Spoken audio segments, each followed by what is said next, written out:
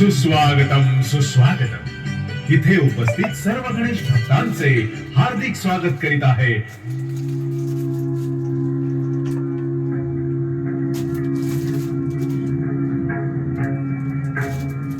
संत ज्ञानेश्वर। आपल्या भागवत धर्माच्या स्थापनेनं परमेश्वराला ब्राह्मणांच्या तावडीतून सोडवून जनसामान्यांमध्ये आणून सोडणारे संत ज्ञानेश्वर आपल्या अद्भुत चमत्कारांनी अनेक दांभिकांचा गर्वहरण करणारे महान तपस्वी श्री संत ज्ञानेश्वर।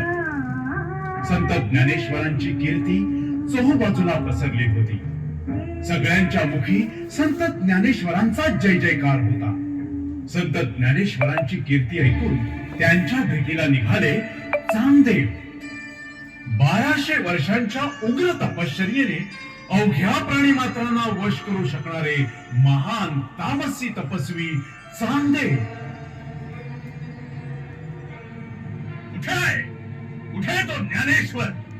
एवढंच बोलत आणि त्याला लोक महान संत म्हणतात, त्याचा जय जयकार करतात। आज मी महान तपस्वी चांगदेव ह्या क्रूर वाघावर स्वार होऊन हातात भयानक विषारी नागाचा चाबूक घेऊन त्याच्या भेटीस येतोय। कुठे कुठे तो? कुठे आहे तो ज्ञानेश्वर? कुठे आहे? याच वेळी ज्ञानेश्वर त्यांचे वडील बंधू निवृत्तीनाथ, सोपानदेव आणि बहीण मुक्ताई यांच्या समवेत एका दगडी भिंतीवर चर्चा करीत बसले होते। चांगदेवांचा आवाज ऐकून मुक्ताई म्हणाली, अरे दादा, बघ बघ, तुझ्या बेटीस कोणीतरी मदनमत्त येत आहे। अरे ज्ञाना, यांनी म्हणे 1200 वर्ष कठोर तपश्चर्या केली आहे आणि आता वाघावर स्वार होऊन हातात विषारी नागाचा चाबूक घेऊन तुझ्या भेटीस येतोय। दादा, आता काय करायचं रे? मला तर बाई खूप भीती वाटते। मुक्ताई, हे तर महान तपस्वी चांगदेव आहेत। चला, आपण सगळेच त्यांच्या स्वागताला जाऊया। नको रे दादा, मला चालायचा खूप कंटाळा आलाय। हो रे ज्ञाना, मलाही आता या भिंतीवरून उतरायचा कंटाळा आलाय। आता आपण करायचं तरी काय? दादा, आपण या भिंतीवरच चांगदेवाला भेटायला जाऊ। त्या चांगदेवाचं गर्वहरण करणं गरजेचं आहे। चल भिंती, चल, आम्हाला चांगदेवाकडे घेऊन चल।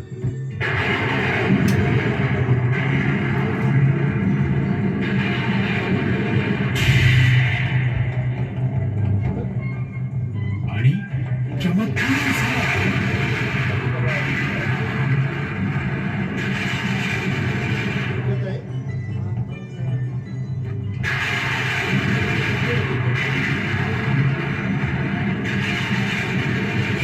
ती निर्जीव भिंत चालू लागली। दगडी भिंतीला आपल्याकडे येताना पाहून चांगदेव स्तंभित झाले। त्यांचा अहंकार त्वरित गळून पडला। हे काय? हे काय? अशक्य, अलौकिक,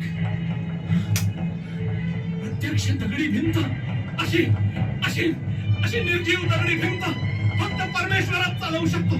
मला क्षमा करा, क्षमा करा, मला क्षमा करा। संत ज्ञानेश्वरा, मला क्षमा करा। परमेश्वरा, मला क्षमा करा। चांगदेवांसारख्या अनेक अहंकारी लोकांचा गर्व आपल्या चमत्कारांनी भस्मसात करून जनसामान्यांना भक्तिमार्ग दाखवून वयाच्या अवघ्या 16व्या वर्षी ज्ञानेश्वरांनी आपले जीवित कार्य समाप्त झाले असे समजून जिवंत समाधी घेतली। पण आजही सुबोध रसाळ भाषेत लिहिलेली त्यांची ज्ञानेश्वरी आपल्या अमृतधारांनी तृषार्थ भक्तगणांची भक्तीची तृषा शमवत असते।